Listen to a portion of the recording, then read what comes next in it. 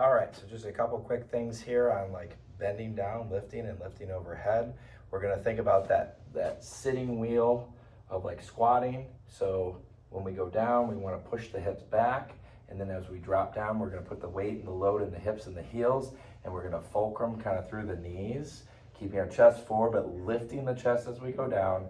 So kind of like this. So imagine you're gonna pick up a crate or something, and then when you come up, push your hips back, slide up that invisible wall, lift up through your chest, pull the weight to you, but also pull your chest forward, or else you're gonna do one of these, okay?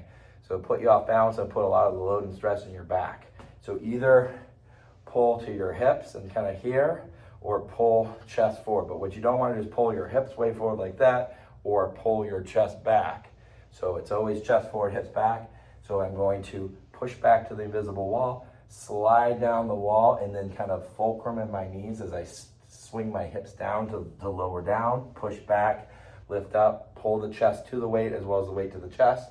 And if I'm going head overhead, drive the chest and the weight forward as I anchor back to the butt, the hips, the heels. Make sure you pivot your pelvis, kind of lift up from those abdominals and anchor those ribs down. So when you lift the chest, again, you don't pull your ribs up and forward and into your back and swing your legs out of position to throw you off balance. Keeping the heels on the ground. You may not be able to see it there in the frame, but I'm keeping the heels rather than what most people do is lift the heels up when they go down. That's okay, it does spare the knees, but that's what people tend to do when they don't have good ankle mobility also, because it does spare the knees and doesn't force the ankle mobility. But you do want to be able to ideally do everything with your heels on the ground. That means you're more balanced and stable than balancing on your tiptoes. In case that's more of an issue for you, and it probably will be an issue for all of us as we age. So it's good practice. Going up, driving through, and then we can go into more of like a split stance. So again, like if you're imagining like you're gonna go down like you're gonna tie your shoes kinda. So it's really easy to round out here. So instead, keep your chest up and forward, drive back, steer back into my front leg here, the buttock, and then sit back and then kind of swing down, drop here, like I could tie my shoe, push back, slide up the wall, back up. I can go forward, right?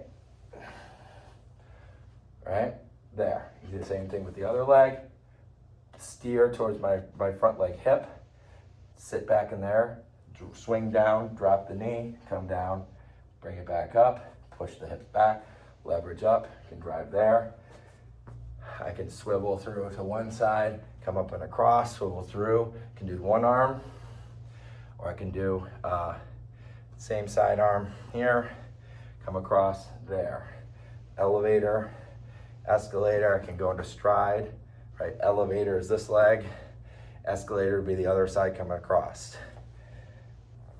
So lots of combinations, lots of patterns, but that will pretty much cover all the bases for shifting weight, balancing, stabilizing, and controlling yourself so you're not causing pain, wear and tear, or excessive wear and tear, and losing your balance and causing problems.